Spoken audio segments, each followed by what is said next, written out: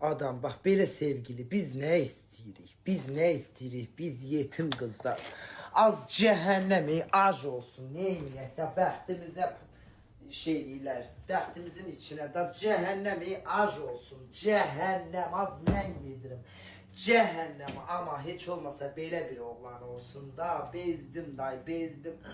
30-40 yaşında Range Rover süren hamile kişileri görmekten bezdim. Karınlı daydayları görmekten bezdim. Az olsun böyle olsun. Cehennem kafede oturanda kızları yandırım yakıma. Kızlar desin boyun bunun sevgilisine var. Allah bu bəxtdən mənə de versin desin.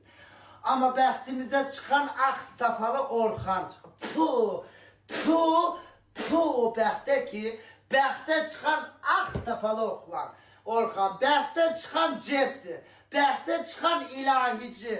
Puh bu bəxtə. Allah kahretmesin. Daha pulu da bir tərəfə koymuşam.